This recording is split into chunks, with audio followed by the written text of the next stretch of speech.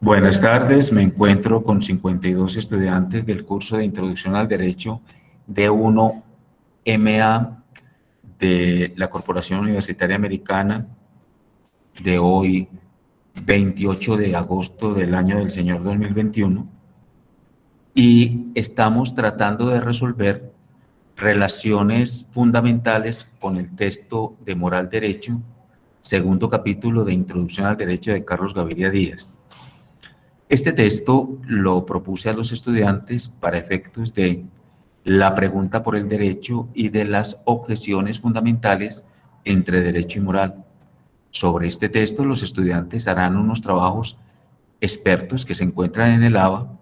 En primer lugar, el análisis de un dilema. En segundo lugar, la aplicación de casuística a 3 elementales casos. También un documental sobre el imaginario paisa y las relaciones en el imaginario paisa de las relaciones moral-derecho.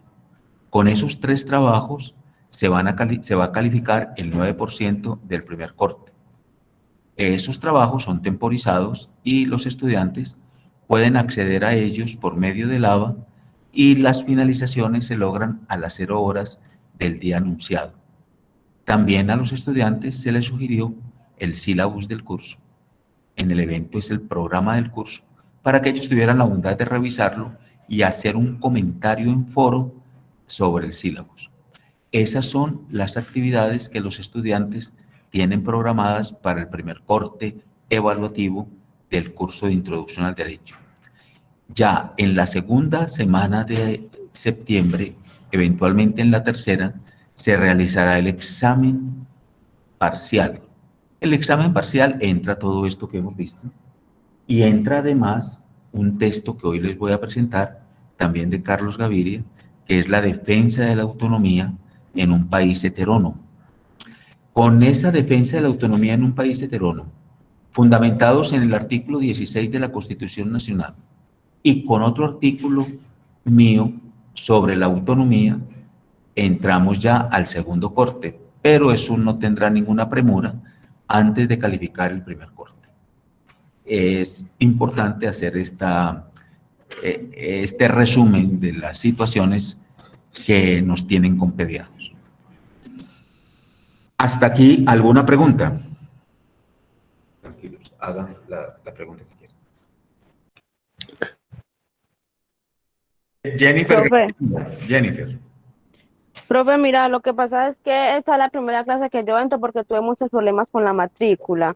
Y el día, yo empecé a desatrasarme como martes o miércoles, y el día que iba a hacer lo del foro del sílabus ya había cerrado pues para responder. ¿Ahí qué puedo hacer? No, el sílabus no se ha cerrado. Lo del foro. Nada de eso se ha cerrado. Bien pueda volver a entrar, y si usted no está en el WhatsApp de este curso, le ruego que en el chat, ahí en la plataforma, deje su nombre completo y su teléfono. Igual, los que no están en el chat, en el WhatsApp de este curso, en este chat pongan su nombre y su teléfono. Natalia Julieta. Profe, qué pena. Es que yo he puesto varias veces el número en el chat y todavía no estoy en el grupo. Bendito sea Dios. Que esperamos que hoy lo podamos ver y lo podamos poner en el WhatsApp. Listo, Natalia. Ponlo por favor aquí en el chat de esta plataforma y yo me comprometo, terminada la clase, pasarte de inmediato, ¿sí? Listo, profe, gracias. Con gusto. Beatriz, ¿cómo está? Profe, buenas tardes, ¿viene usted?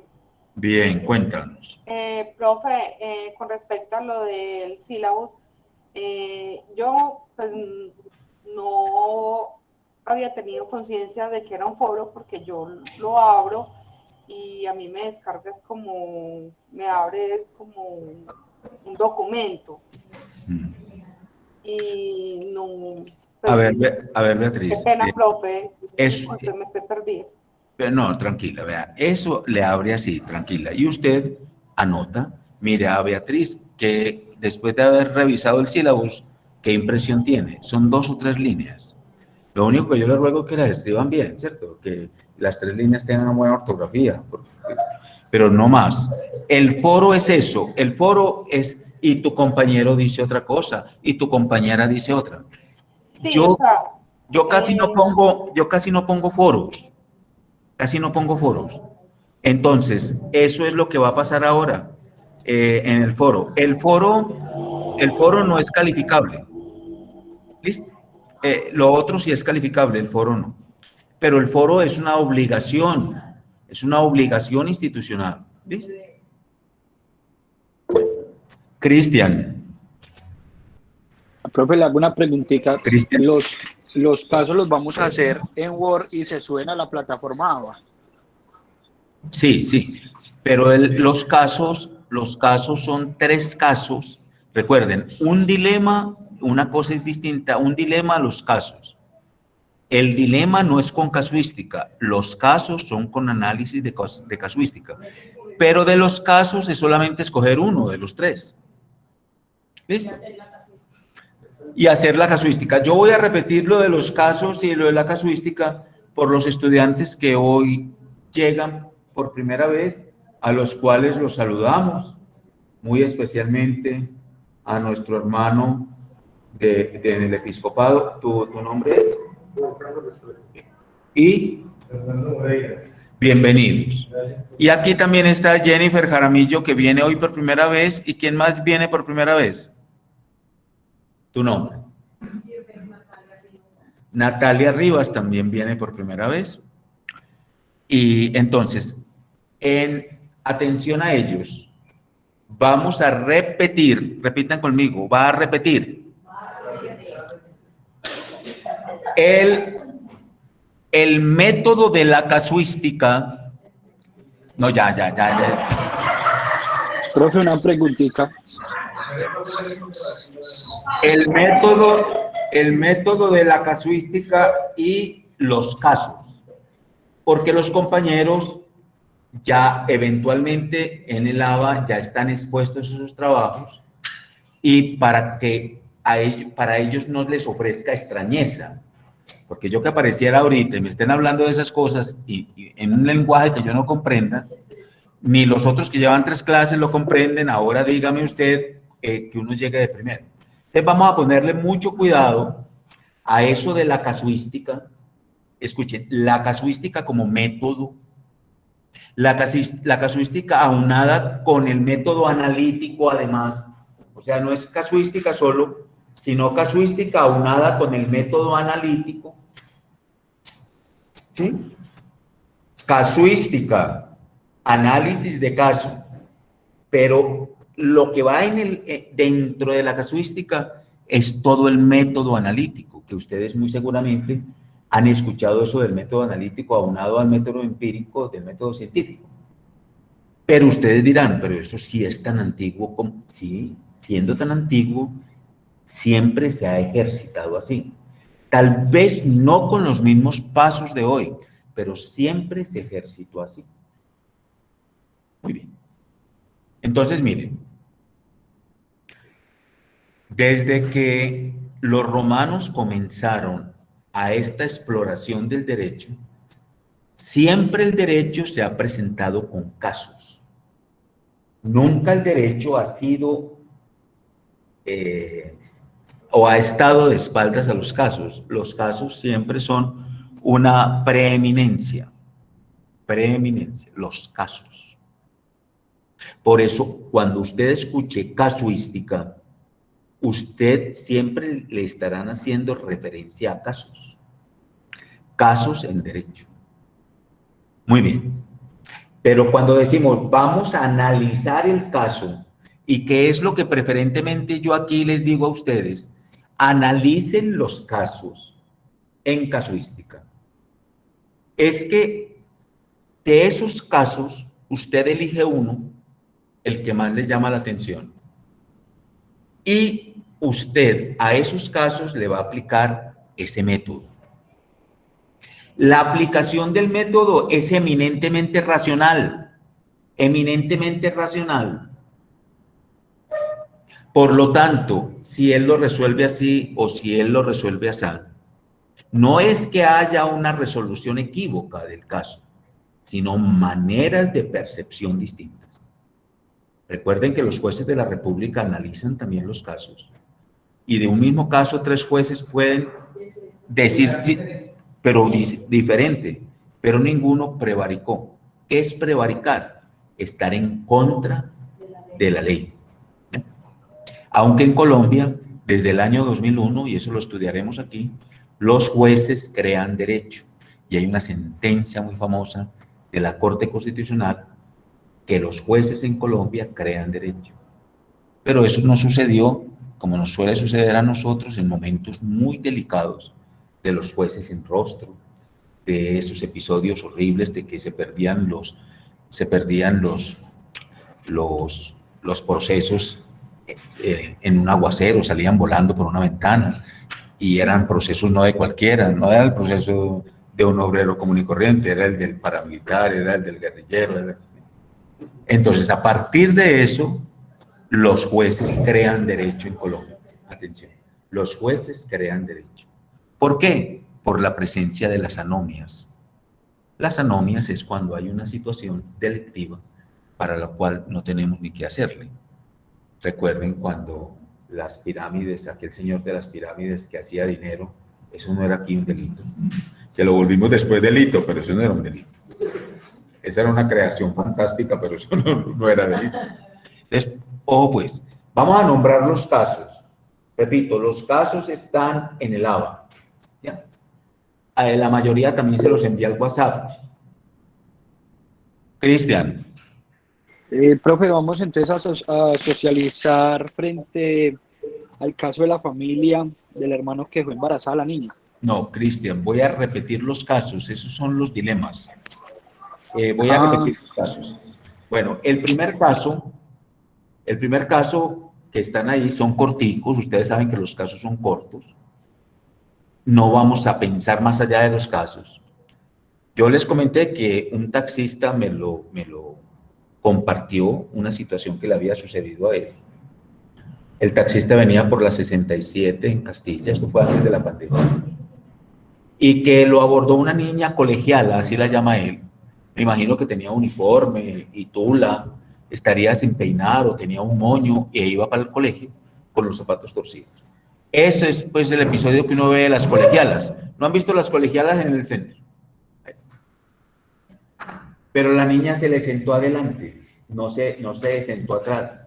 Usualmente las mujeres, yo también me siento atrás, desde la pandemia me estoy sentando atrás. Entonces uno se sienta atrás, ella se sentó adelante. Pero a este señor cincuentón, donde se le veían en su rostro las insidias de la vida, el trabajo de la vida, el saber que uno tiene que responder por una familia, eso deja unas huellas en la cara duras. Señor la cogió al carro y sigue. Cuando venían por la fiscalía, cerquita a lo que antes llamábamos Coca-Cola, la pelada le dice al señor: vea, Cucho, la vuelta es esta, y se desabotonó la camisa. O me da 100.000 pesos ya, o comienzo a gritar que usted me está violando. El viejo, tal vez iluminado por el Espíritu Divino, sacó lo que tenía y se lo entregó. Paró el carro en seco. ¿Quién no para el carro en seco con una cosa de eso? Y le entregó la platita. Y salió la pelada del taxi y dice él que moviendo el uniforme así, como de alto lo tendría. Me pregunta él, sin saber con quién estaba hablando. Hice bien, eso había sucedido hacía poquito, cuando yo lo abordé. Hice bien. Y yo le respondí al Señor: Señor, no pudo haber hecho mejor. Si usted no hace eso, sus propios compañeros vienen a lincharlo, sin escuchar ninguna excusa ni ninguna explicación. La policía se lo lleva esposado. Ojo con esto que les estoy diciendo, esposar a alguien. ¿Qué son las esposas en Colombia? Que estás indicado y te llevan esposado. Se la llevan a la fiscalía y ese señor no sale de allá hasta que no se allane de algo que no hizo para comenzar el proceso. ¿Qué le parece? Ese es el primer caso. A ese caso se le va a aplicar la casuística en el orden analítico. El que ustedes tienen 3 casos, uno de ellos lo elige. Segundo caso. Este sí fui testigo ocular yo de este caso. Un día, a mediodía, debajo del viaducto del metro en la estación Cisneros, donde están los mecánicos simulando que almorzaron, sentados todos a la vera. Un señor elegantemente bien vestido pasaba y detrás un ladronzuelo. Digo ladronzuelo porque bien débil, bien se le veía las insidias de la droga por encima, con una navajita para atracar a ese señor. Estos que estaban ahí sentados viendo, se lanzaron sobre el ladronzuelo. Uno de ellos tenía una cruceta, se la clavó y quedó la masa encefálica expuesta de inmediato. Y eso en cuestión de segundos arremetieron contra él, murió en el acto y uno de ellos estaba preguntando por gasolina para prenderlo. Ahí termina el segundo caso sin más explicaciones. Tercer caso. También fui testigo presencial, iba para la Facultad de Medicina de la Antioquia, en la carrera Bolívar, ahí antes de la 62. En ese tiempo había ahí un éxito. El señor venía en su camioneta, tranquilo, las dos puertas, las dos ventanas abiertas. Despacio, además ahí hay un semáforo. Se le entraron 2, uno por una ventana y otro por otra. Lo despojaron, pues, ¿de qué? De la cadena, o de la argolla nupcial, o del anillo, o de la billetera y del celular. No fue más el robo, eso fue todo. Lo tremendo del robo en ese momento es que los que asaltaron siguieron caminando por la carretera Bolívar, por toda la calle, como que si nada hubiera pasado. Y mirándose, como repartiéndose el botín. A este hombre, al conductor, lo inspiró Satanás, porque solamente Satanás puede inspirar esas cosas. Cogió fuerza en semejante camioneta y los arremetió con fuerza y con dureza. Uno de ellos murió en el acto y el otro quedó muy malherido. Ahí termina el caso. El caso no te dice más, ni usted le va a poner más a los casos. Eso es lo que dice. Entonces, la casuística aplicada a cada uno de ellos se logra en varios pasos. El primer paso, el primero, no hay que poner títulos ni enumerarlos. Usted no tiene que poner títulos ni enumerarlos. Primer paso, usted va a identificar el problema. Recuerden verbos en infinitivo. Identificar. Si usted no identifica el problema, no hay nada. ¿Y el problema qué? El problema tiene 2 características. Una en derecho y otra en moral. Pero si usted no identificó sino la moral, bástenos eso. Usted todavía no está viendo códigos, no está viendo nada. Usted simplemente identifique el problema. El problema de este caso es este. Lo tremendo es que usted no se puede pasar de un párrafo. Las líneas de un párrafo son 5 o 6 máximo. Y en menos lo puede identificar. Identifique el problema. Todo problema tiene características. Por lo tanto, el segundo paso, que es asimismo el segundo párrafo, son las características. Las características de este caso son 1 y 2. Pueden ser muchas características, pero yo solamente te pido 2. 2 nomás. Usted es el que escoge las características. Usted es la que dirá que esta es más importante que esta. Cuando la semana pasada, cuando hablamos de características, recuerdo que alguien dijo que era el tiempo, el modo y el lugar. No, ese que dijo eso y que no está aquí. Las de tiempo, modo y lugar, no le metamos tiempo, modo y lugar porque ya esas son características ya más específicas. Aquí son así, esas de observación. Supongamos yo de usted puedo nombrar unas características. Yo puedo nombrar que ese muchacho está muy mal vestido, puedo decir. Eso es una característica. Pero las características también son importantes en este sentido. Las características cualifican. Mira que ahí cualifican. Estoy dando una calificación. Qué importante eso. Pero si usted habla de dos personas que iban a pasar. No, porque usted de las dos personas no, del problema que hay.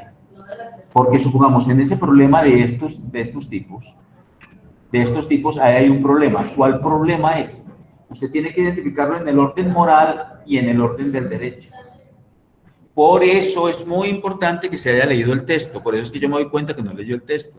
Porque el texto tiene unas duplas de coercibilidad e incoercibilidad. La fuerza del derecho no es la fuerza de la moral.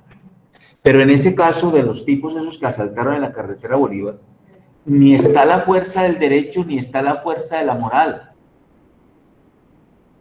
Ahí sí hay una fuerza, pero no es la fuerza de la moral.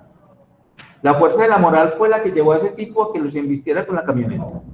La fuerza del derecho, ni una ni la otra. Pero ahí hay algo. Y ese algo es lo que usted tiene que identificar.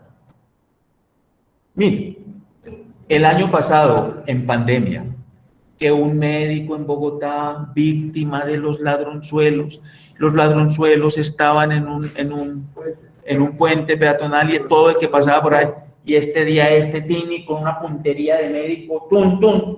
Los mató. ¡Viva! Todo mundo muy bien. Ahora está pudriéndose en la cárcel.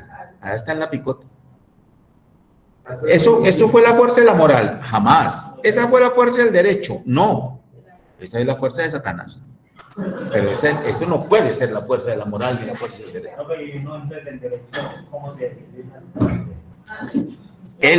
Aquí, la legítima defensa, llame a la policía. Así vengan mañana. Aquí vamos, ya llegamos, ya muy pronto, ¿dónde estás? Así, lo legítimo, ojo, ahí está, lo legítimo y lo legal. Lo legítimo es de la moral, lo legal es del derecho. Entonces, que nos roben la legitimidad. Entonces, que nos roben la legitimidad. Invítelos para su casa. Allá sí hágales lo que les va a hacer. Invítelos. Pim. Y sáqueles todo el triperío. Lo que quiera hacerlo, pero hágalo en su casa, no lo haga en la calle. ¿Me entiendes? Y después lo metes en una bolsa y lo botas. Perdón. Yo tengo una pregunta relacionante. Que la cuestión es cuando alguien utiliza la fuerza para obligarme no a hacer algo, ¿cierto? En el momento que un ladrón me atrapa, me obliga a entregar las cosas. Digamos que en derecho estoy violando. Sí, o está transgrediendo una norma que es. Pero en el momento, si yo me defiendo, no hay una legítima defensa, tengo que le voy a dar a la otra persona. ¿Cierto? En derecho, obviamente. Entonces, la pregunta mía es, ¿no puede hacer uno nada o...? Estás en un país de Estado de Derecho. Y a uno estar en un Estado de Derecho, usted ahí no puede hacer nada. Ya eso es otra cosa. Pero en un Estado de Derecho, ahí. Lo que pasa es que jóvenes, y eso es lo que yo me refiero en el texto, que después van a leer, que yo les propongo, aquí se nos fue la mano con la autonomía. Autonomía. La autonomía está en 2 artículos de la Constitución Nacional. En el artículo 1, es una maravilla, y en el artículo 16.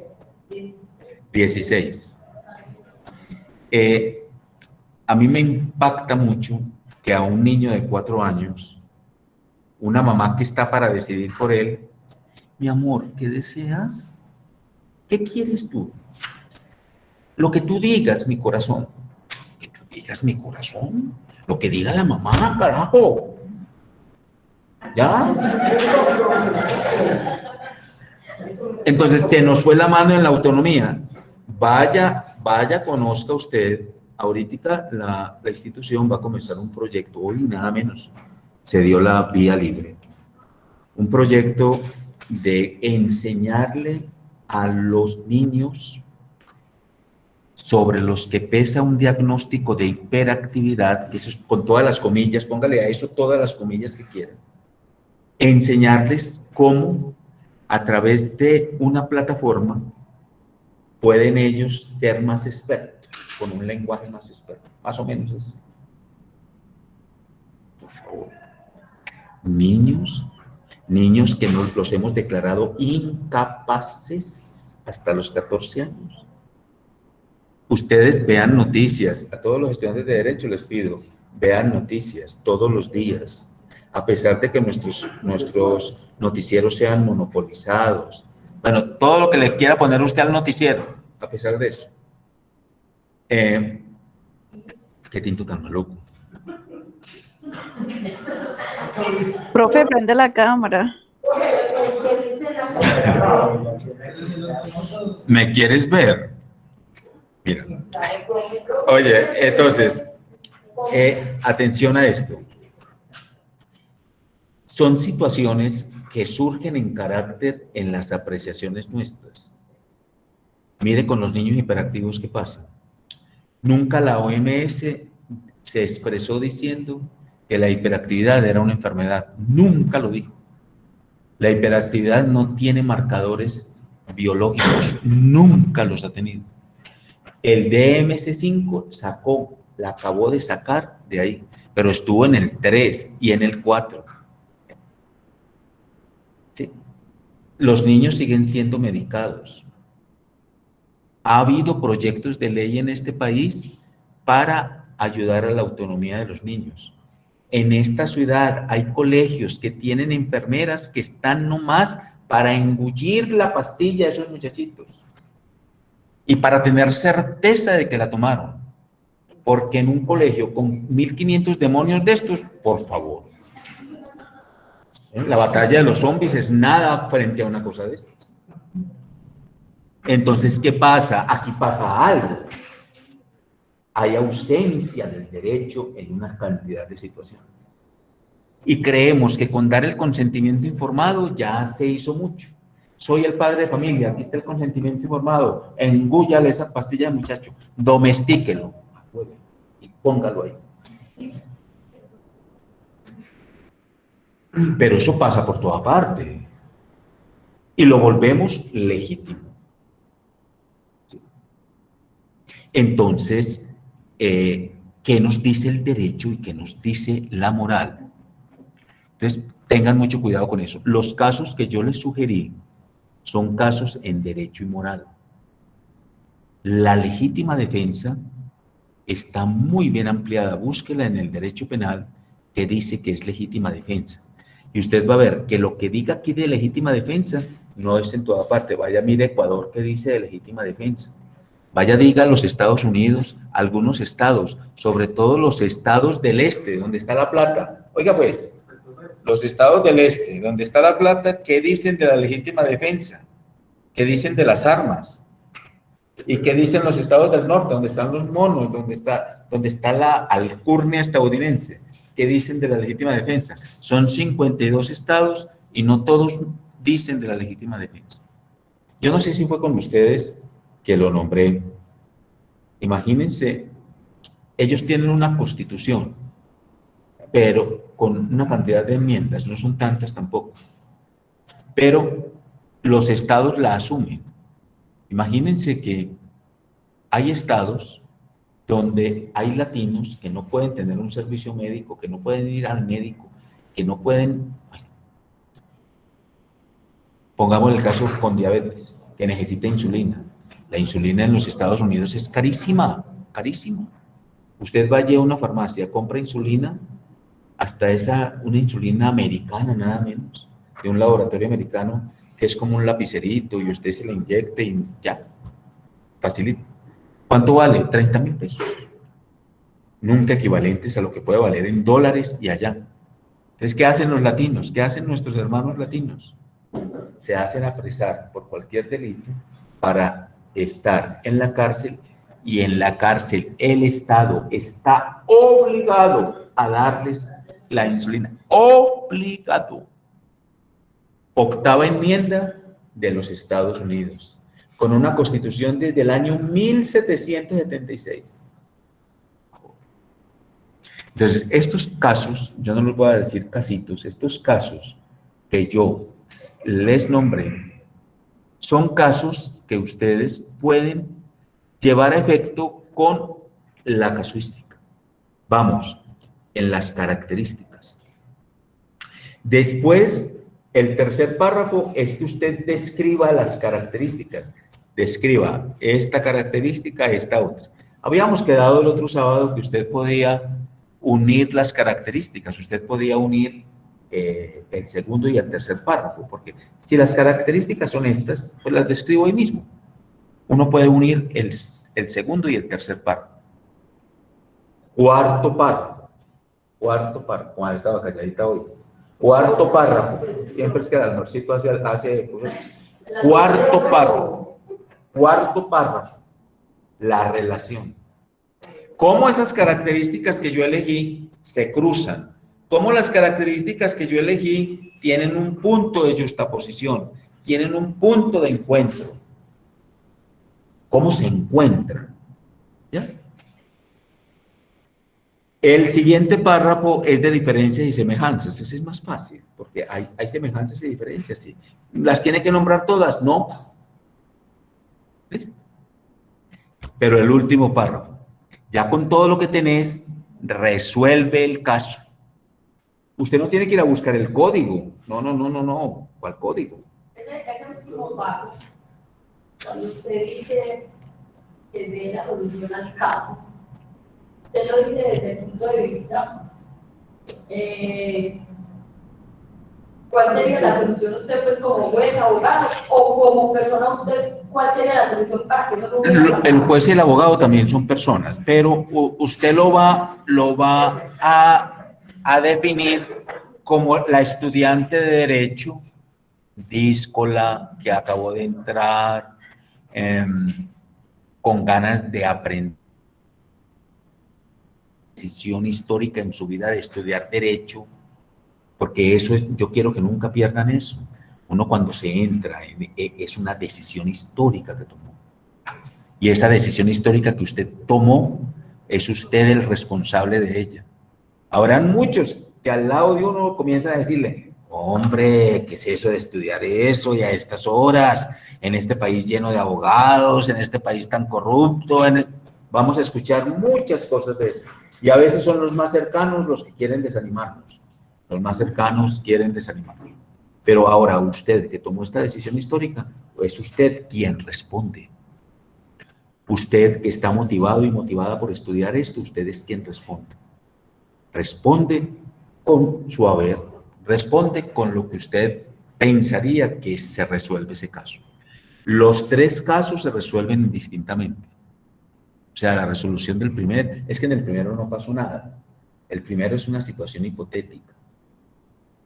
A mí me parece el primero más grave que todos. ¿Saben por qué? Sí, el del taxista y la niña. El del taxista y la niña, porque es que mira, ese taxista, ese señor, ¿cuándo se nos pasó en el imaginario? El señor trabajador, el señor que está consiguiendo el pan de cada día. Se nos pasó un viejo verde que lo está sacando y se lo está mostrando. ¿Cuándo? ¿Cuándo se nos pasó eso? Y cuando una niña en formación, nos quedó en la Inmaculada Concepción, es cualquier cosa poquita para ella. Y mira lo que se le puede ocurrir. Y ustedes también conocen muchos casos. Pero siempre hay algo que tome posición a favor del Señor y posición a favor de la mujer. Sin duda, pero siempre serán más débiles, porque el imaginario, mire, las posibilidades del Señor son muy pocas, las posibilidades de ella son muchas. Son muchas. Entonces, posibilidades del imaginario. La niña, ¿cómo queda? La niña está diciendo la verdad. Yo he conocido fiscales que dicen, un niño no miente. Y sabemos que sí. Un niño no miente. No, los niños están con la Virgen, los niños no mienten. ¿Sí? Ojo con ese asunto, porque el imaginario, por eso queridos estudiantes, hagan estos trabajos ligeros para que vean el documental. El documental para mí es muy valioso porque el documental muestra lo que nos ha pasado a los paisas, pero sobre todo lo que le ha pasado a la mujer. Oigan, niñas, lo que le ha pasado a la mujer en el imaginario paisa. Y eso es, la compañera decía que una evolución, sí, eso es una evolución del imaginario. Que primero estaban en la cocina, que no servían sino para cocinar y para tener hijos, y que hoy estén en otro estrado, es una dinámica moral del imaginario. Y ese documental lo muestra muy, muy claramente. En el documental yo no les pido que propongan el método analítico. En el documental lo que les pido es que por favor hagan un buen comentario de relaciones entre moral y derecho. Aquí no se les pide más de una hoja. Con una hojita basta. Y en esa hojita proponen. Esa hojita después la suben a Lava. Ahí hay forma de subirla como tarea. Es una tarea.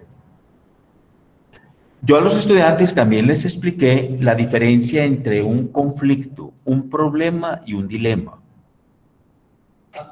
Estos, ¿a cuáles estudiantes? A nosotros,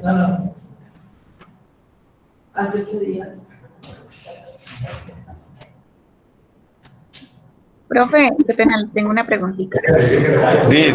Tranquila. Pero usted dice que solucionamos no con base al código, entonces es de nuestra forma de pensar, desde lo que Claro, porque no puede ser desde otra manera, claro, porque nuestra forma de pensar está recibiendo estas influencias, pero fundamentalmente es tu forma de pensar la que finalmente dice si sí o si no, claro.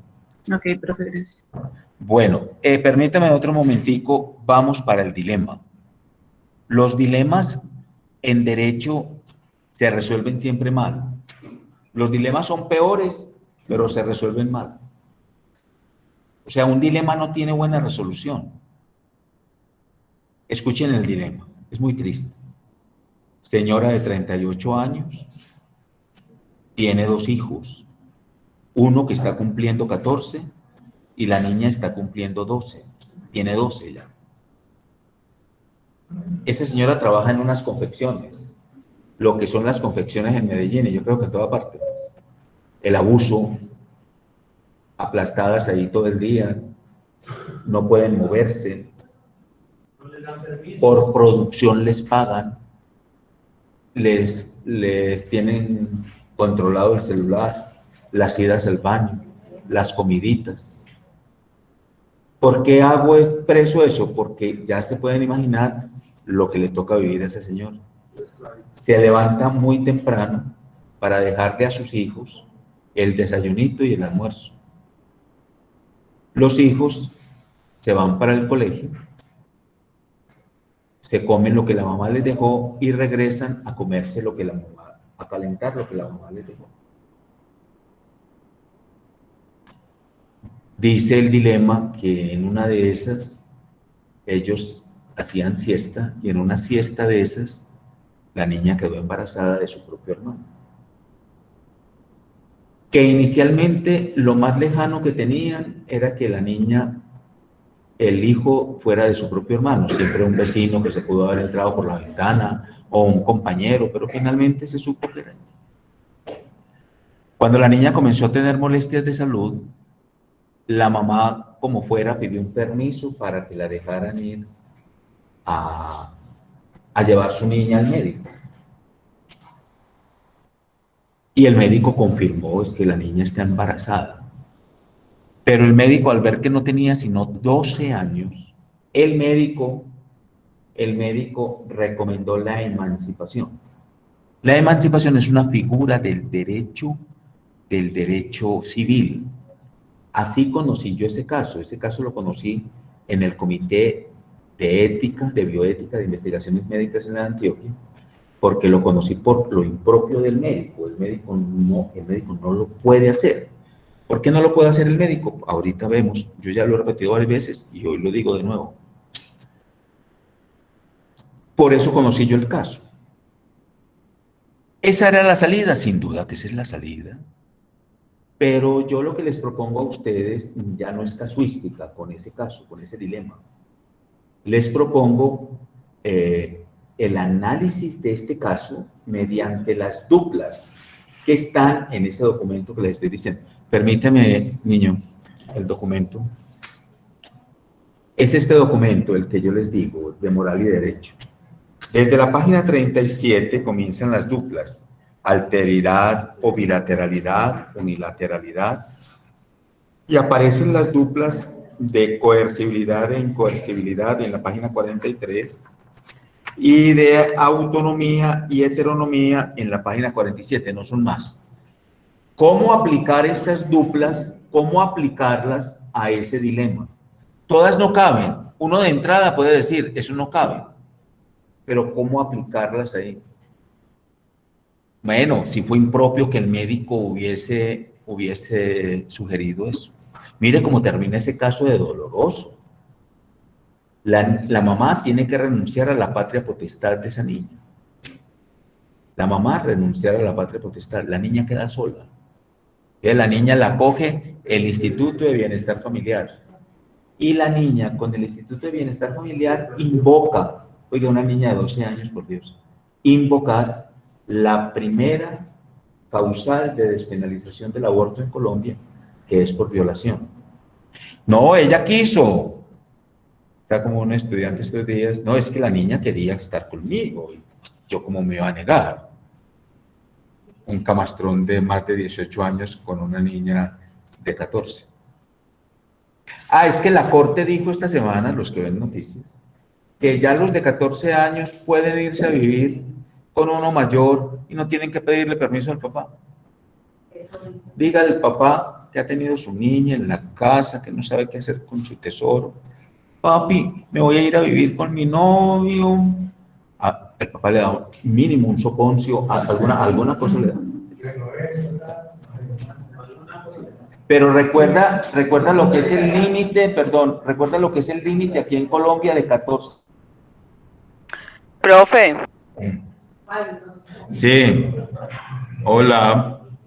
Profe, perdón, le pregunto algo, pero yo acá pensando en el caso, por ejemplo, de la niña y la dupla de la incoercibilidad, podríamos decir lo que usted está diciendo ahorita, de que la niña pudo haber voluntariamente accedido a estar con el hermano. No, pues porque no. ahí se podría aplicar esa dupla, ¿no? Vamos a explicar eso, Maribel. Vamos a ponerle cuidado todos. La niña voluntariamente. ¿Qué es la voluntad? No, ojo, mucho cuidado, ¿qué es la voluntad?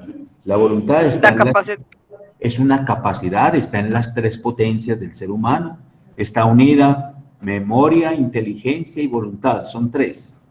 Memoria, inteligencia y voluntad.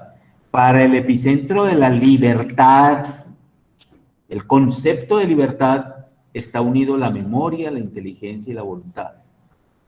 Por lo tanto, un menor de 14 años, según la ley de infancia y adolescencia, es un incapaz. Y todo lo que con él se resuelva en ese sentido es una violación. ¿Ya? Así están las cosas. Por lo tanto, ¿de dónde nos salió esa ley de infancia y adolescencia? Del bloque de constitucionalidad que ya lo hemos hablado. ¿Y de dónde sale la despenalización del aborto? Del bloque de constitucionalidad. Mire que lo uno y lo otro es del año 2006, tiene 15 años. Es que todo esto tiene contexto. Hospital de la Ortúa en Bogotá, 6 de mayo del año 2006. Una abuela pidiéndole al director del hospital que le practique el aborto a su nieta, porque también tiene 12 años, porque está embarazada y la violó su padrastro. Oiga las razones que daba la señora. Ninguna razón moral. Oiga las razones. Yo no quiero un hijo de ese infeliz en mi casa. Yo no tengo con qué sostener la niña. A mediodía ya habían unos a favor y otros en contra. Y lo que pasa en este país, atención estudiantes de Derecho, que el estado de opinión está por encima del estado de Derecho. La Corte definió una ponencia del doctor Rentería que hacía rato estaba escrita, donde se despenaliza el aborto en Colombia. O sea, se necesitaba como el florero de Llorente para traer el asunto. Llegó el florero de Llorente, mire, tome. La ley de feminicidio, ¿cuántos floreros tuvo? Entonces, vayan mirando. ¿Y de dónde sale? A ver, nosotros cuando tuvimos tiempo de haber pensado, de haber escrito los derechos sexuales y reproductivos de la mujer. Es que la mujer tiene derechos sexuales y reproductivos. ¿Y nosotros por qué no? ¿Sí? Porque es muy distinto la maduración de un óvulo a los espermas, y más cuando se es joven, imagínense, 25, 28 millones, aunque no creo. Y imagínense pues todo eso, toda esa explosión de fecundidad de un hombre y la mensualidad de fecundidad de una mujer. Bloque de constitucionalidad. El año 2006 para el derecho colombiano fue un año muy importante. Es el año también del sistema oral, de esa reforma del sistema oral. Cuando ustedes escuchaban a la doctora Borrero, que fue una ministra de Justicia que hubo en el gobierno Santos, ella renunció el mismo día del caso Santrich, aunque ella dijo que ella no renunciaba por eso. Pero eso no lo cree Simón, pero nosotros todos creímos que sí era por eso. Esa señora venía argumentando una reforma a la justicia seriosísima. Y en esa reforma a la justicia estaba la reforma a la tutela. Que cómo era que en este país se ganaban las tutelas no por el derecho vulnerado, sino por problemas en el debido proceso. ¿Qué es el debido proceso? El debido actuar. Por eso ustedes van a estudiar tanto proceso. En penal van a estudiar laboral. En penal, penal procesal. En laboral, laboral procesal. En civil, civil procesal. Y todos los procesos con una intensidad muy grande. ¿Por qué? Porque no vale solamente conocer la ley, sino conocer el proceso. No han visto, ya porque se calmó un poquito, a punta de galletas el almuerzo y muy perriondo, pues. ¿Ah? Y uno aquí salivando. Oiga, la cuestión es esta. Oiga, los que ven noticias se han dado cuenta del caso de Sara Sofía. Penoso.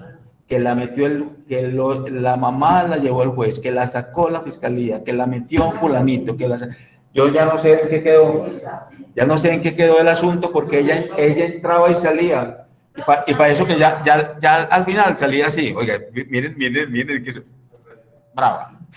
Profe, la cámara, por favor.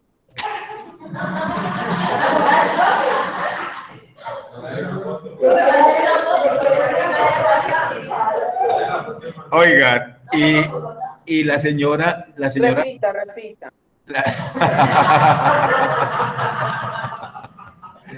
No, estaba hablando preferentemente del caso de Sara Sofía, que una niña que desapareció en Bogotá, que implican a sus padres y que han hecho toda parafernalia pues de los medios, que la niña no aparece su cadáver, que ellos dicen que la mataron, que ellos dicen que la metieron en el lago de Tunjuelito. Bueno, una cantidad de cosas, pero lo que pasa es que el estado de opinión, que en el país es tan fuerte, entra, bueno, la niña está en la fiscal, los papás, que la fiscal, cuando los dejaron libres, nuevamente ofició para que los llevasen a la cárcel, que luego sacaron al señor porque no habían las pruebas suficientes, en cambio que la señora sí. A la semana siguiente la señora sale y nuevamente compulsa la fiscalía. Entonces el pueblo común y corriente, los que vemos noticias, los que estamos ante las pantallas, vemos como un cierto manejo que no tiene como coherencia, y eso hace crecer en las personas un cierto escepticismo. ¿Y un escepticismo ante qué? Un escepticismo ante la ley, un escepticismo ante las formas de aplicación del derecho, un escepticismo ante las maneras del obrar jurídico, ¿ya? Eso era a lo que me estaba refiriendo en especial. Bueno. Profe, pero es que frente a eso hay muchas cosas. Yo creo que yo le conté a usted en clase del señor que me enseñó en mi casa, del alma, porque es mi familia, y siempre lleva niñas menores de 14 años, más pequeñas y todo. Y bueno, la última vez que no fue hace 2 meses, una mamá muy ofendida fue con la policía, infancia, adolescencia. El policía entró, la policía entró, revisó, encontró la niña ya con el señor en sus detalles. Y el policía salió y hizo una llamada y dijeron que si la niña consentía estar ahí, no pasa nada y no pasó nada. ¿Eso fue en la tierra del nunca jamás o dónde fue eso? Porque a ustedes entonces les voy a poner otra cosa adicional, no es para calificar, pero para su conocimiento. Aquí en Colombia, desde hace cierto tiempo, se definió una alerta. La alerta se llama el Código Fusia, que no se puede confundir ese Código Fusia con el Código Fusia Internacional. El Código Fusia Internacional es la defensa de la mujer por el cáncer de seno, donde está la señora Jolie. Recuerden que la señora Jolie, la mamá y la abuela murieron de cáncer, entonces ella le preguntó a su oncólogo que si ella iba a tener eso. Y el oncólogo le dice, usted tiene un 50%. Entonces la señora se hizo la mastectomía voluntaria, o sea, se retiró las mamas. Pero de inmediato, unas empresas que manejan la ropa interior femenina en esos aspectos, cuando las mujeres no tienen mamas, la pusieron a ella como adalid de esas empresas. Son empresas grandes, grandes, mundiales. Y ahí es donde sale el Código Fusia, porque de cada venta de un brasier de esos, por decirlo así, queda un incentivo para la investigación del cáncer. Recuerden que el cáncer de mama es un cáncer muy agresivo, es un cáncer que en muy poco tiempo muestra los resultados fatales, y entonces ellos siguen diciendo que hay muy poca investigación sobre ese cáncer. Entonces el Código Fusia Internacional es eso, pero el Código Fusia en Colombia es otra cosa. Mire que el Código Fusia, supongamos del caso que usted nombra, la policía, si encontró eso, era lo primero que debió haber activado, el Código Fusia. Pero es que el Código Fusia no lo activa la policía. Un ciudadano común y corriente puede activar el Código Fusia, porque el Código Fusia es cuando un menor está en riesgo. Y eso de inmediato, pero es que no corre la policía, corren todos los estamentos a auxiliarlo. Aquí voy a parar un momentico porque tengo una anécdota que eso no ocurre con mucha frecuencia, pero ocurre. Mis sobrinos estudiaron su bachillerato en la Bolivariana. Ya había una psicóloga, de esas psicólogas repingadas de gafitas redondas, que se sonríen con todo el mundo, que la vida no es complicada, que todo tiene una salida, Entonces ella le daba a los muchachos, ellos tienen un día a la semana de orientación. Mi sobrino es un muchacho más bien, si hubieran dejado hacerlo, había quedado hiperactivo pues con aquello que yo les contaba. Entonces todas esas cosas que le dicen y cuando las dicen de esa manera, él toma nota. Entonces parece que en la conferencia que les dio ella, les decía que cuando los estén atacando en su casa o su mamá intente castigarlos con dolor, que vea que este es del teléfono para que llamen al personero. La mamá, pues, una come frijoles con sidra común y corriente, pues de la gente común y corriente. Y entonces le mandó una chancleta, estaba con unos compañeros allá y como no hacen caso, como son tan obedientes, se te da cogido. Hombre, le manda el chancletazo delante de los compañeros. Bueno, él despidió a sus compañeros y llamó al personero. Mi madre me ha agredido, me dejó. Llegaron todos. Llegó la policía, llegó infancia y adolescencia, llegó el personero para la niñez y llegó una comisaria de familia. Mi pobre sobrina quedó así, se iban a llevar el muchachito. Ella lo desconocía porque inmediatamente ellos tienen que relatar los hechos. Sí, ella me dejó en ridículo con mis compañeros. ¿Y tú cómo te sientes? Muy mal. ¿Tú quieres mejor que te llevemos un tiempo? Sí. A ella se le desconocías. El caso es que después de muchos ruegos, hubo que el muchacho se quedaba en la casa, pero la mamá tenía que presentarse semanalmente con él. Y mi sobrina me decía, mira, yo lo veo como un extraño. Yo creo que ya ese no es mi hijo. Claro, porque es que nosotros no estamos acostumbrados a eso. ¿Eso de dónde salió? Del código Fusi. Eso No, pero salió. yo le digo una cosa, a mí un hijo mío me hace eso, yo les, mientras que llegan todos, les pago la ropita y les digo, vea, aquí lo tienen y juega lléveselo. Pero mira, esto se los cuento, no, ya el pelado, esto pues ya está grande, pero la cuestión, esto se los cuento porque, mire, de esto que les acabo de contar que es tan jocoso, puede hacer unas definiciones claras y unas definiciones en alternancia con lo uno y con lo otro. Nosotros no estamos preparados para eso del código Fusi, en esas condiciones, pero las otras son gravosas. Es que un adulto con una menor y con una menor que no es su familiar, que va a decir, no, la niña me está haciendo el aseo aquí en la casa. Profe, pero el ejemplo que daba Fanny, que ya pues ella lo había contado eso, si es una, dice, no es pues que si tiene ya los 14 cumplidos y dice yo quise, no pasa nada. No es que no pase nada, pero es que mira, la intervención de los padres es muy importante. La pregunta a los padres es muy importante, siguen siendo ellos los padres. Pero los 14 años, ya con estos pronunciamientos de la Corte, marcan un límite. Ahora sí, los 14 años marcan un límite. Pero ustedes no, miren, vienen elecciones.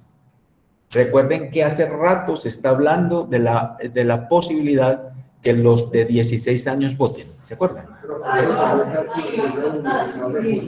Sí. Hace rato. Sí, entonces miren, si para lo uno es posible, pues para lo otro también, ¿cierto? Porque estamos definiendo para la vida. El dilema se resuelve mal. Pero lo que yo les pido ahí es que usted aplique las duplas. De pronto no todas entran y no todas en el análisis de todos tendrían que entrar. Pero que usted se pueda hacer la pregunta, ve, aquí qué es unilateralidad, aquí qué es coercibilidad, aquí qué es autonomía. ¿Quién es autónomo en ese caso? Autónomo. Fíjense que a veces decimos emancipar. Yo sí conozco muchos procesos de emancipación, sobre todo con menores que han quedado con fortunas y sus padres no están, o a sus padres no les interesa. Yo conozco menores que ya tienen negocios y menores que están amasando una fortuna y no tienen 18 años. Pero en medio de todo eso hay una situación de la autonomía. Ustedes, por favor, definan la autonomía. Y definan la autonomía en contexto. Oigan, niñas, y sobre todo las mujeres, no hay tintico ni nada.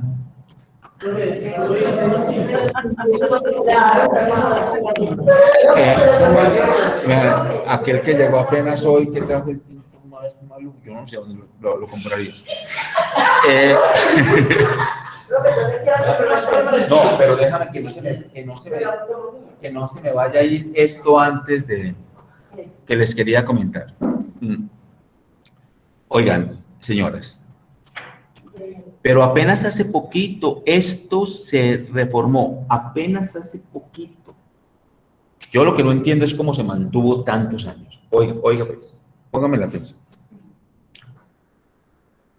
Señora y señora B están casados y están jubilados. Cada uno tiene su pensioncita. Murió el señor B. La señora A quedó con la pensión de su marido. Lo voy a haber contado a la inversa para que quede mejor. Entonces, murió mejor la señora. Murió la señora, el señor quedó con la pensión suya y la de su mujer. Pero el señor se volvió a casar. Está con la pensión suya y la de su mujer, y él se volvió a casar. Nada extraño ahí, ¿cierto? Está todo muy bien. Pongámoslo en la señora. Murió el señor. La señora quedó con la pensión suya y la del señor. Pero la señora se va a volver a casar. Pierde la del marido difunto. ¿Pero por qué? No te estoy hablando de tontería. Esto pasó en este país, pero pasó mucho. ¿Sabe cuánto tiene esto de cambiado? El año antepasado. Y perdían la pensión. No había poder humano que restableciera esa cuestión. Aplique ahí la autonomía. A mí me llama poderosamente la atención no tanto eso, sino qué fue lo que hizo reversar, que eso parara, que parara esa cuestión. ¿Y por qué no paró antes? Atención, la otra es mejor. Colpensiones, ustedes saben qué es colpensiones. ¿Saben? Los que de pronto dicen que no va a haber trabajo para tantos abogados, ¿saben cuántos abogados tiene colpensiones? Ejércitos. Yo conozco aquí EPS que tienen ejércitos para dilatar, para evadir, para no cumplir. O sea, para argumentar de otra manera, porque todo está en la argumentación. Pues miren que lo que les cuento de Colpensiones, especialmente de Colpensiones, no conozco otro caso. Pues sería un negocio muy redondo lo que harían unos nietos. El abuelo tiene ya 90 años y tiene su pensioncita. Vamos a casarlo con esta pelada de 20 y a ver que cuando se muera el abuelo, ella queda con la pensión. Un negocio muy redondo, ¿sí? ¿Qué atributos tendría Colpensiones para no aceptar eso? Que el señor se puede casar con la de 20. Que pueden cumplir cama, techo y lecho. No sé lo de techo, no sé cómo cumplirían eso, pero ¿en qué argumenta Colpensiones para no darle la pensión? Ay, tan querido, ve, con galletas y todo. Aprendan. Y mantequilla para las galletas, ve, y todo. Oiga, ¿entendieron el asunto? ¿Qué pasa ahí? Ahí pasa algo y serio. Por eso, niñas, a mí me parece que ese documental que yo les sugiero ahí, que ya es viejito, es un documental, cuando era difícil hacer un documental, hoy un niño de 3 años hace un documental en 1 minuto. En ese tiempo era muy difícil. Pero miren el itinerario. El itinerario es cómo se pasa de lo uno a lo otro. Es donde ustedes tienen que mirar. Lo que a ustedes les está tocando vivir hoy en derecho, estoy hablando de las niñas especialmente. Hoy que ustedes tomaron la determinación histórica de estudiar derecho, van a estudiar derecho en otro escenario distinto. Un escenario absolutamente distinto al escenario, óiganme, de hace 10 o 15 años. Apenas. ¿Por qué las mujeres en este país no estudiaban, sino hasta 4º bachillerato? Lo dice el documental y lo resuelve el documental. ¿Por qué una mujer se descarriaba y un hombre nunca se descarría? Las mujeres se descarriaban y habían hogares para mujeres descarriadas. Vea, esta pelada amaneció fuera de la casa y el papá amanecía con vergüenza el otro día. Vámonos de aquí. Profe, permiso. ¿Y dónde queda ese hogar de la mujer descarriada? Yo hoy les colaboro. Oíste, pues todavía está el hogar de las mujeres descarriadas, era el Mater Dei. Eso es arriba de San Joaquín, todavía está. Pues no se llama así, pero sí, y funcionó como un orfanato y fue muy interesante. Y el documental es muy claro en eso. El documental es muy histórico, el documental es muy... ¿Cómo se llama su pena? De la casa de la universidad. De la mujer de la casa de la universidad. Pero eso hace parte de un documental. Hace parte, no tanto de un documental, de una memoria. Se llama, que la Universidad de Antioquia lo hizo, pero lo dejó incompleto, como todas las cosas cuando no vuelven a haber plata. Dejó incompleto el trabajo, pero muy especial. También hicieron uno sobre la moda, la evolución de la moda, porque la moda sí evoluciona. Yo recuerdo cuando ahí en Junín los modelos eran vivos. Y Casa Cristian, Sí. y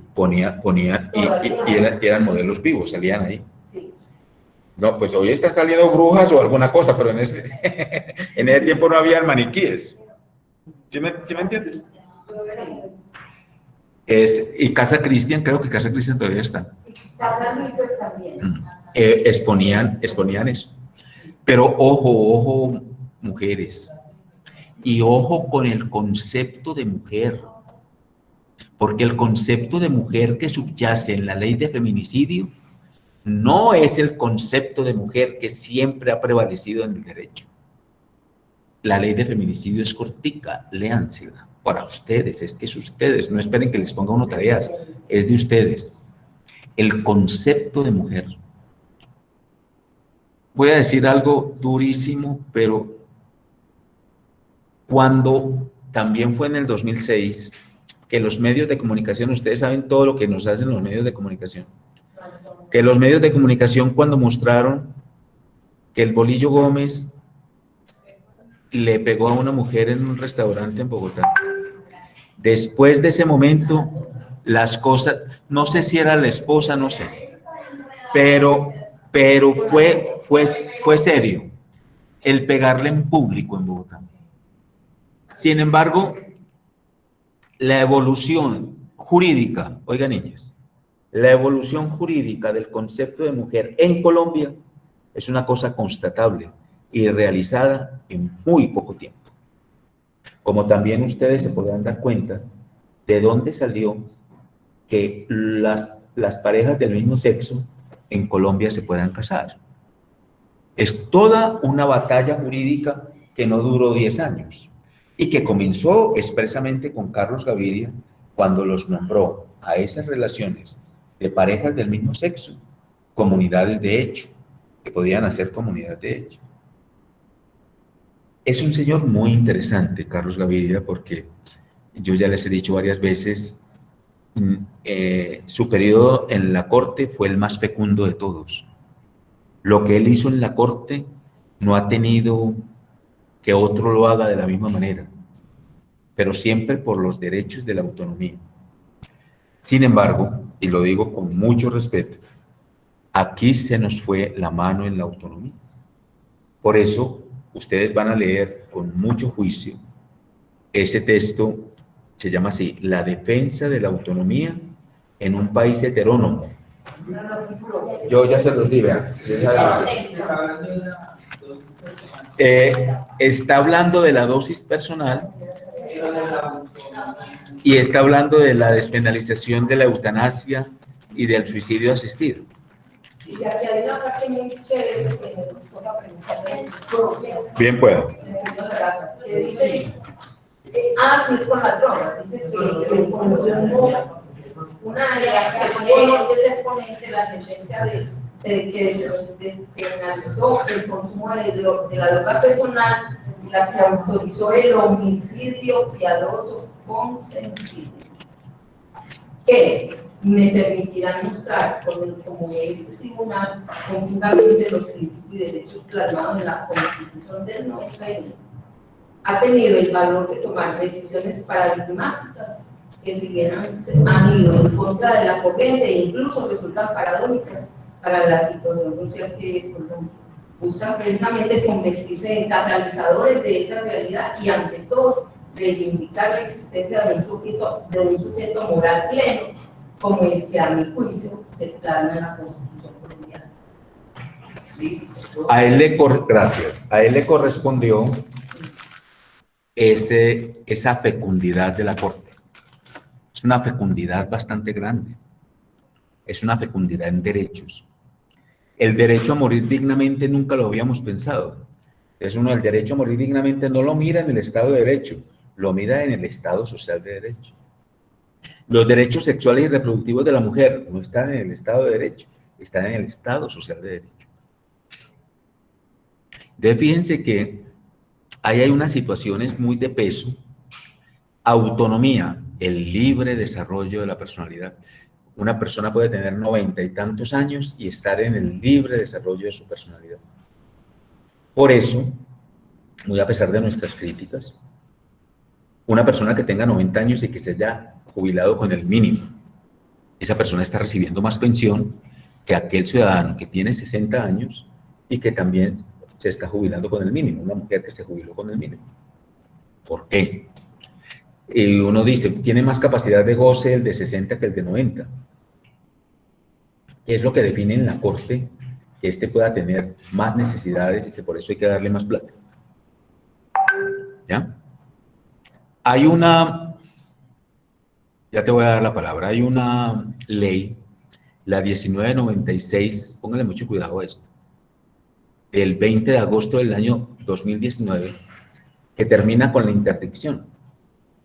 ¿Qué era la interdicción? La interdicción era una ley que teníamos desde el año 2009, la cual posibilitaba que una persona mayor y que no tenía manera de consentir, pues que sus hijos o su primer heredero consanguíneo, pues pudiera dirigirlo y pudiera tener sus bienes para saberlo manejar. Pues se acabó, la Corte acabó con eso.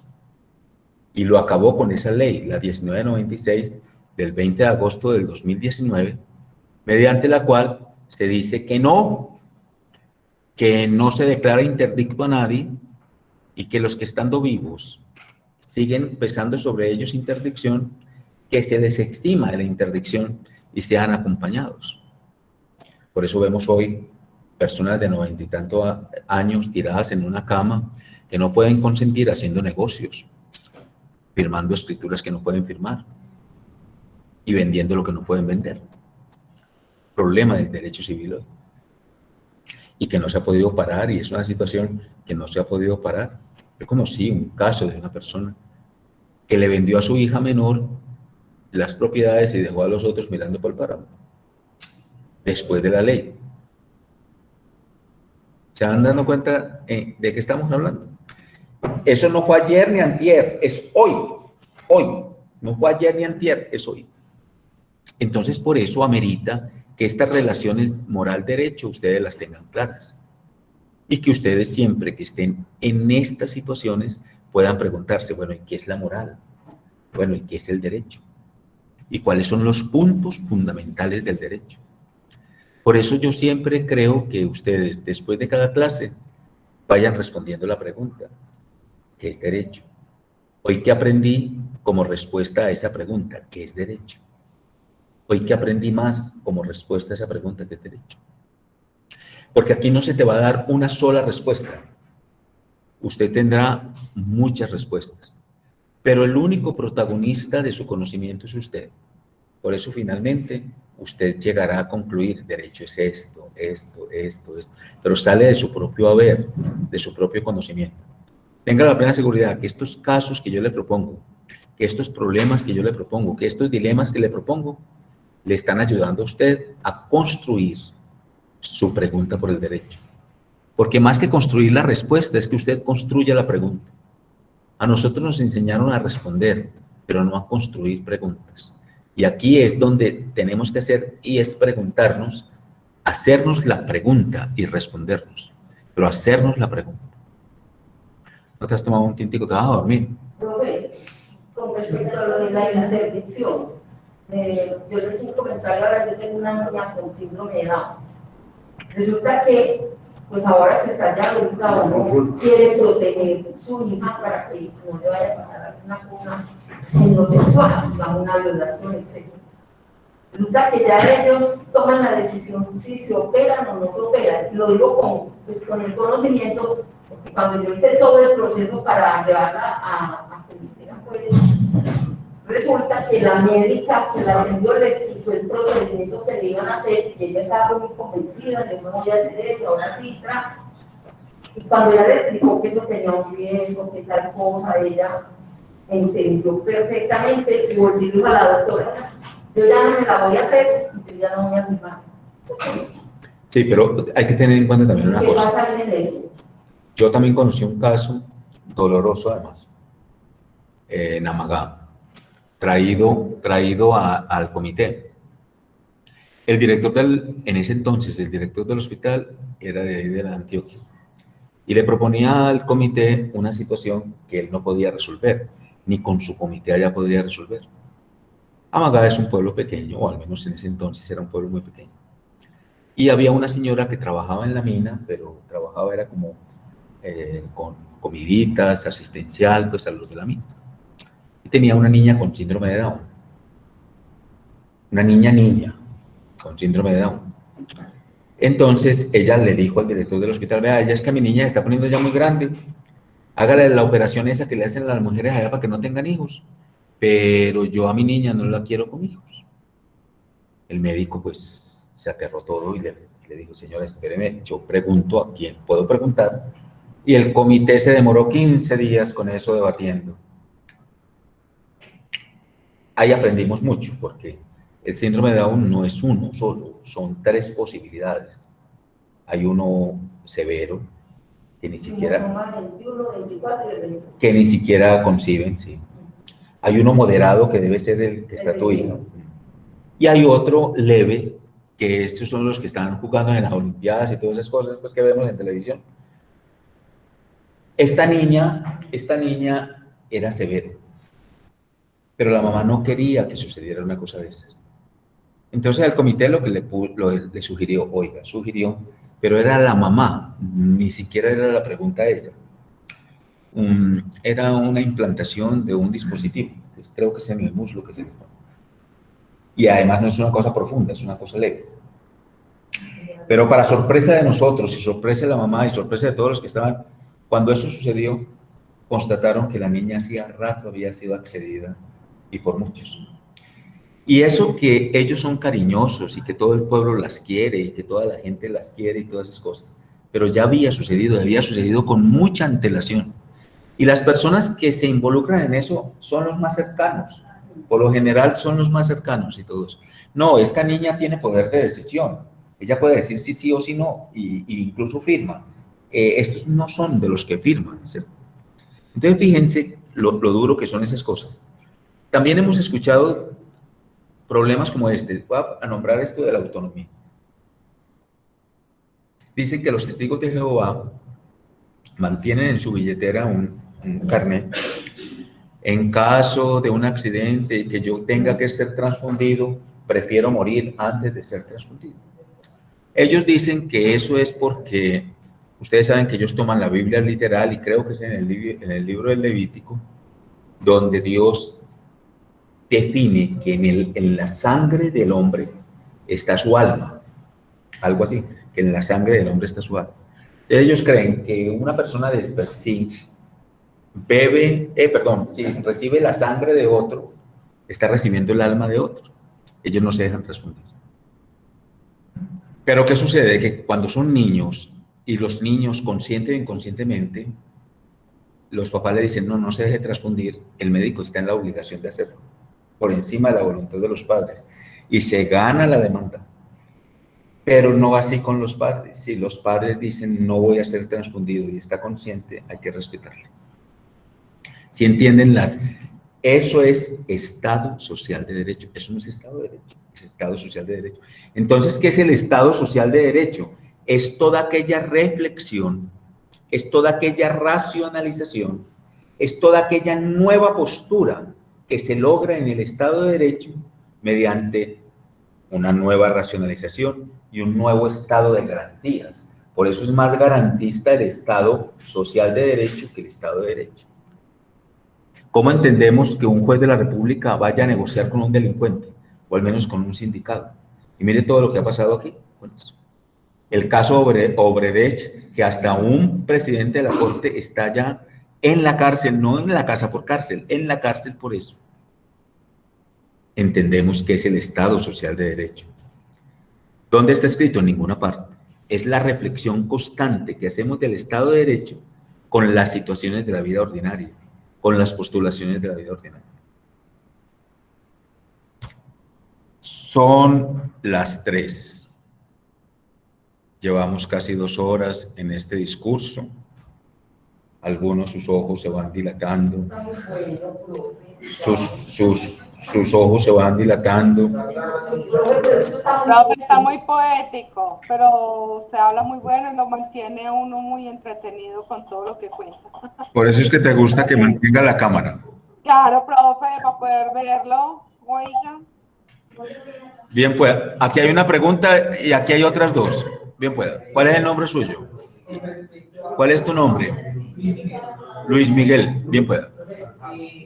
Yo he leído el texto de Moral y Derecho y he hecho la tarea de resaltar, de subrayar, de buscar, y no encuentro, por ejemplo, para la realidad y la realidad, no encuentro, o sea, no logro definirlas, y si no logro definirlas, pues me queda... Es que él no le va a definir, pero ya usted después de haber leído sabe que unilateralidad es pensar que uno solo tiene la razón. O sea, que el derecho solo tendría la razón, sin tener en cuenta la moral. O que la moral sola tendría la razón, sin tener en cuenta el derecho. Pero ese segundo sí, la moral se ha definido a sí misma sin tener en cuenta el derecho. Y a eso le hemos dado el término de legitimidad. Y así como usted las está explicando, no las podemos realizar. Ah, claro. Lo que pasa es que eso es una racionalización ya de la lectura, claro. Pero no crea que le va, sí, pero no crea que le va a salir así, vea, para Luis Miguel, para que aplique aquí y meta aquí. No. Toca es leer y ya usted va conociendo el concepto y va aplicando el concepto. Pero unilateralidad es eso, que la moral o el derecho se imponen en una cierta situación y no es posible. No es posible que ni la una ni la otra se impongan, y mucho menos en un Estado social de derecho vamos a permitir que se imponga la moral. No es como somos con la moral. Pues no es una cosa o la otra. Ajá. O las dos juntas. Las dos conciliables es más fácil, pero cuando decimos que vemos la moral que se impone, ¿cómo así? Miren los ejemplos que tenemos de la vida práctica. Les voy a traer un ejemplo de esos. Atención, oiga, Luis Miguel, de unilateralidad de la moral. En Barcelona, una cantautora, se me olvida el nombre de la señora, pero es muy reconocida. Lo que pasa es que esa música, no sé, no sé, oiga, la cantautora pidió permiso en medio de la pandemia para hacer un concierto y se lo concedieron. Ustedes saben que era eso, en España es comunidades autónomas, algo así medianamente como el concepto de federado que tenemos. Y esa comunidad autónoma le concedió el permiso, con todos pues, los rigores de la pandemia y todo eso. Pero ella, para promocionar el evento, oiga pues, pónganle cuidado, ella para promocionar el evento se sacó una estampa de la Virgen. Usted sabe en España cómo son con eso. Creo que es de la Virgen del Pilar. Y entonces ella se pone la cara de ella en la Virgen del Pilar y está cargando un niño, pero de cualquier manera, haga de cuenta como mal cargar un niño. Usted sabe que un niño no lo carga, pues a nadie hay que enseñarle. La misma ternura lo lleva a cargarlo bien. Este lo está cargando de cualquier manera, un muchacho tirado, gordo y en bola, así. Y eso ofendió a los españoles católicos. O sea, se sintieron ofendidos con eso.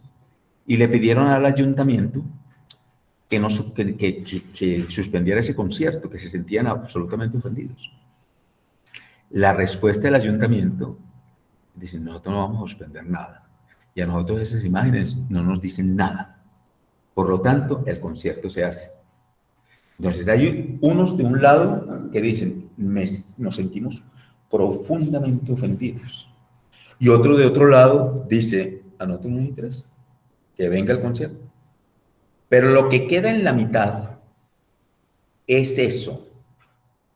Lo importante de esto no es lo que sucede a los extremos, sino lo que queda en la mitad. Y lo que queda en la mitad es la ambigüedad, la resonancia. Ahí es donde caben esas cosas: unilateralidad, bilateralidad, coercibilidad. Porque España, a distinto de otros, España es un reino, pero es un reino de vida democrática, con presidente constitucional, con autoridades elegidas por voto popular. Y entonces ahí uno me pregunta, ¿y el rey qué es lo que hace? Pues representa la soberanía nacional. ¿Sí me entiendes? Ese es el espacio que deja es lo serio. El espacio que queda es lo serio. Y en ese espacio es donde entra toda esta clase de situaciones, donde entra unilateralidad, bilateralidad, coercibilidad. David Andrés.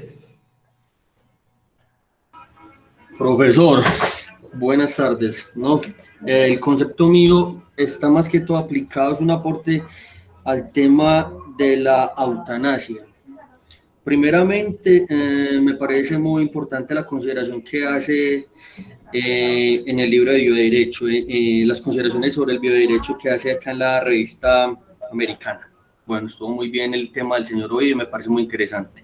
La pregunta mía es, con respecto al artículo C239, que es la sentencia del 97, en la que hace referencia a la despenalización de la eutanasia, ¿qué pasa con las personas que están purgando condenas a partir del 94? Porque entiendo que la pena era de 3 años, ¿sí?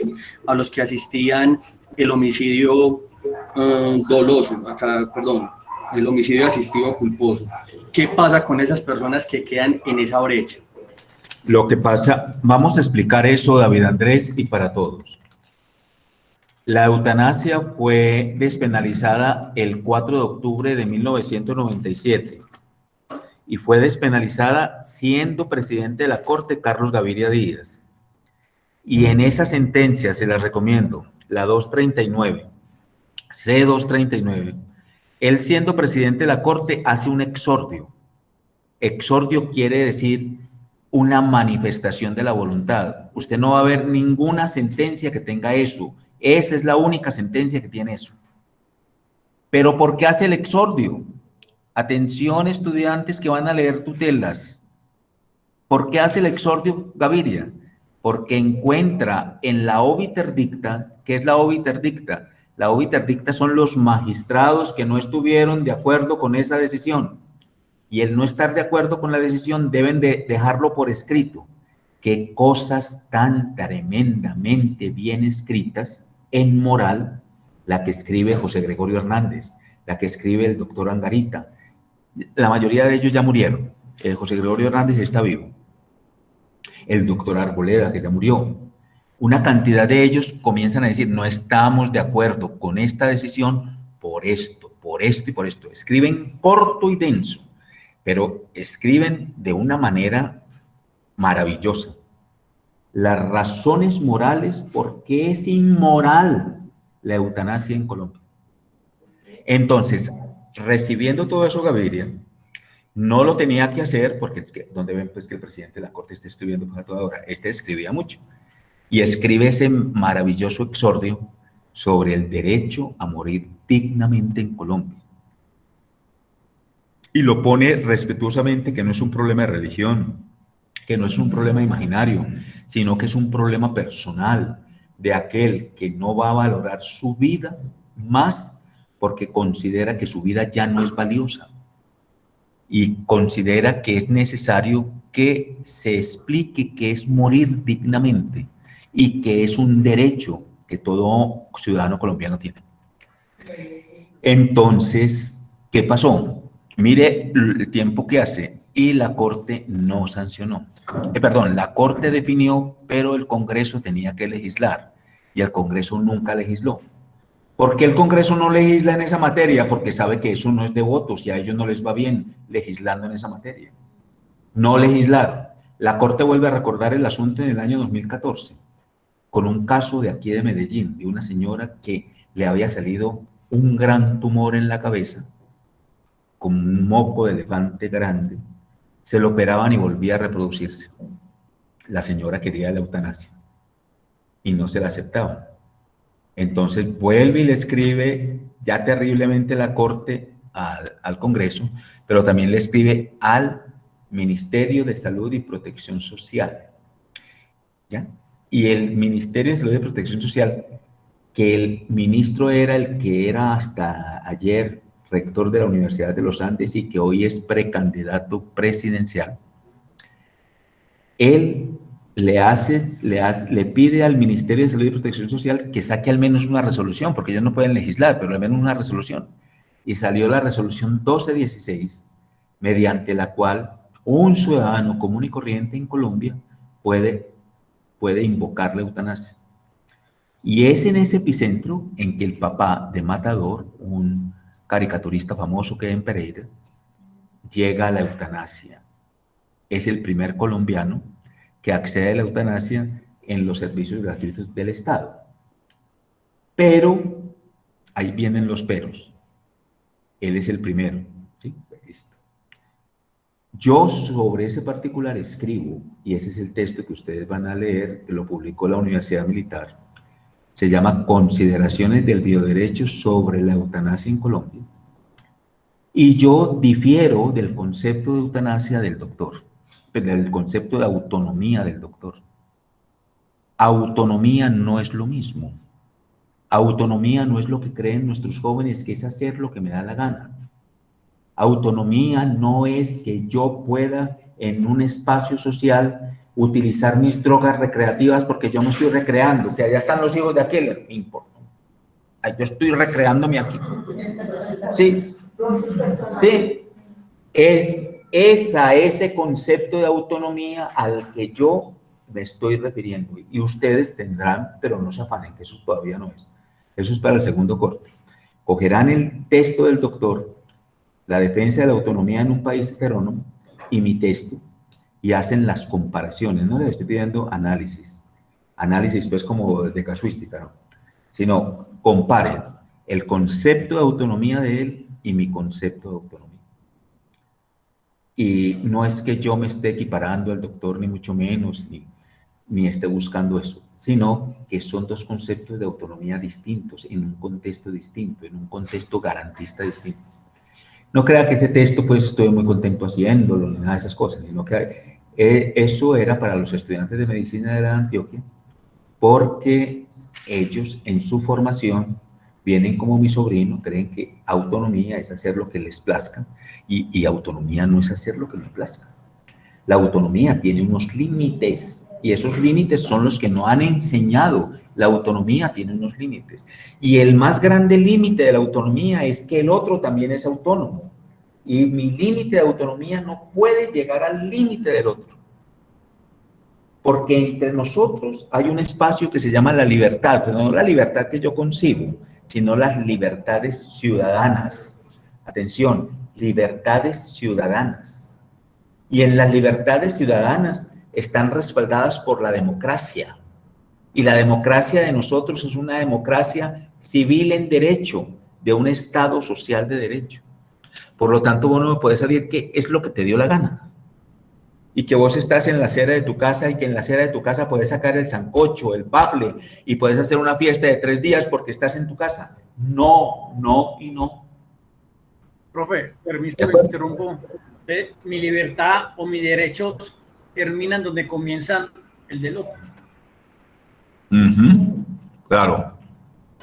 Profesor, qué pena interrumpirle. Solo que el concepto o sea, no recibo como la respuesta a la pregunta. O sea, las personas que en esos momentos están condenadas, pagando una condena, ¿sí?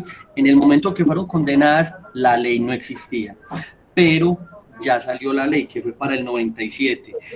Apenas aplica la ley, esas personas deben de cumplir sus condenas o quedan liberados automáticamente por pagar una condena a un hecho que no existe ya. ¿Qué pasa ahí, por favor? Los casos se pueden reabrir y se pueden volver a presentar pero las leyes, por eso se dice, la ley se autodetermina en el momento que se pronuncia, o sea, es a partir de su pronunciamiento.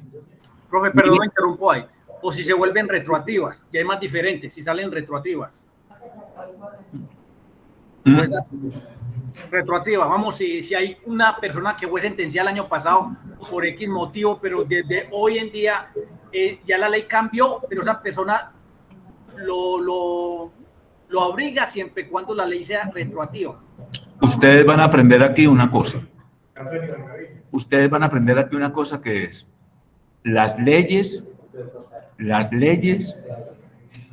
se enuncian, pero hay 2 años para hacerlas efectivas. Supongamos esa ley que yo les dije, de la 1996, que acaba con la interdicción, apenas acaba de cumplir los 2 años, pero por lo de la pandemia no se han hecho los respectivos foros. Ustedes saben que se puede declarar la inexequibilidad de una ley. La puede declarar cualquier ciudadano, no tiene que ser ni abogado.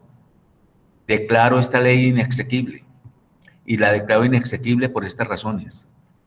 No sé si fue a ustedes que les conté, 2 niñas de aquí de la institución que se están graduando y que hicieron el trabajo de grado conmigo. Ese fue su trabajo. La inexequibilidad de esa ley que les estoy mencionando. Y mucho de lo que conocí, lo conocí por ellas. No crean que yo lo conocí, yo lo conocía siquiera. Lo conocí fue por ellas. Y le ayudamos a que lo presentara ante el Consejo Superior de la Judicatura y ellos hicieran el trámite a la Corte Constitucional. Porque es así. Y declarar inexequible. Yo he conocido leyes que han declarado inexequibles. Un semillero de la Antioquia declaró inexequible una ley. Y una no, varias leyes han declarado inexequible y son muchachos estudiantes de Derecho.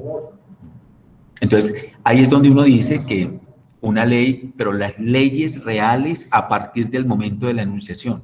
Mire la ley, volviendo otra vez a Memo, el amigo de ustedes, el Momo ese. A él, esa ley no lo va a tocar. Cuando lo juzguen, si es que realmente le van a inculpar algo. Si a él, cuando le vayan a inculpar algo, esa ley que está aprobada 1 semana antes del delito de él, o al menos de haberse conocido el delito de él, esa ley a él no lo cobija. Y esa ley no puede aparecer con una equidistancia de premonición anterior. Lo que decía el compañero de leyes que aparecen con fechas anteriores son leyes que se edifican en ese orden y en ese orden ya aparecen como del momento. Es cuando la Corte declaró que las drogas son recreativas, recuerden, hace como 4 años, y que los alcaldes, algunos se rasgaron las vestiduras y entonces la Corte después dice, bueno, entonces ustedes hagan su propia acoplación de la ley a su ciudad. Y entre ellas Medellín. Y mire cómo nos ha ido de bien, ¿no? En cada esquina hay una venta, en cada esquina hay un recreo, en cada esquina hay una cosa. O sea, la ley está absolutamente contraria a lo que se dijo. ¿Sí? Bueno, jóvenes. María Cristina. María Cristina Avendaño, ¿iba a decir algo? Bueno. Edwin David. Buenas tardes, ¿cómo están? Lo que pasa es que como veo que el tiempo ya ha pasado, no sé si todavía tengo tiempo de preguntar algo. Sí, pregunte. Es un caso muy particular, de pronto lo que usted nos compartía ahora, profe, con relación a lo de estas personas que pues que nacen con dificultades cognitivas o con síndrome de Down, o pues... Sí. En mi caso, yo tengo una hija que tiene, o sea, primero son casos que le suceden a uno, pero es por ignorancia. Cuando uno ignora la ley, cuando uno ignora muchas cosas, entonces uno no sabe qué hacer en esos casos. Yo tengo una hija que sufrí con ella porque tuve un parto mal atendido en el San Vicente de Paúl y le faltó oxígeno al nacer, le dio una hipoxia cerebral porque sufrió... Igual, ella sufrió un parto traumático. El caso es que fuera de esta situación de mi hija, ella sufrió un abuso sexual a los 3 años. A los 12 años, una ginecóloga de la 9PS me dijo y me dio una autorización para que hiciera el proceso para hacer una tubectomía. Cuando yo fui pues a la EPS para lo de la tubectomía, la respuesta del médico que me atendió era que me iba a poner una demanda a mí, porque yo no tenía ningún derecho de tomar esta decisión en el cuerpo de mi hija, sabiendo que ella, a pesar de que tenía su discapacidad cognitiva, que ella no tenía un retardo severo. Ahí es donde yo me pregunto, entonces, ¿cómo se aplica ahí, entre comillas, la ley?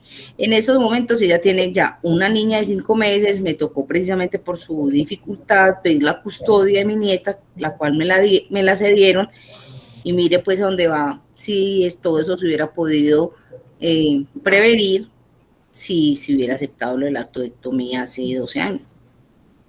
Tienes toda la razón. Por lo tanto, hoy vas a aprender una cosa en derecho que espero que estos Nunca se me olvide. Que estos también la aprendan. El principio en derecho, escucha. El principio del tiempo. El tiempo en derecho no opera como en las otras áreas. El tiempo en derecho es distinto. El tiempo en derecho, el pasado ya fue y es. El presente es y no es. El futuro no existe. Pero mira lo que pasa en derecho. El pasado es y no es. El pasado. Y lo mismo le pasa al presente. Es y no es. En derecho, la presencia del pasado es actual. Eso no lo va a ver usted en ninguna otra. El pasado se actualiza en el presente, en derecho. Por eso usted va a ver que hay delitos que no prescriben. Por eso usted va a ver que hay delitos que se mantienen en el tiempo. Que hay delitos de lesa humanidad, que están siempre. Ese principio en derecho tiene objeciones, pero también es cierto que en derecho lo que sucedió y se prescribió no vuelve a sucederse ni a prescribirse. Ejemplo, porque es que aquí en este país casi no prosperan las denuncias por calumnia, porque duran 6 meses. Y en 6 meses apenas va a tener uno el tiempo de tratar de buscar las pruebas. Y aquí prescribe eso en 6 meses. ¿Se dan cuenta? ¿Se dan cuenta? Lo que sucedió, María Cristina, es una situación en el tiempo con consecuencias a futuro y que ya sobre el tiempo nada se puede hacer. Ok, María Cristina. Leonardo.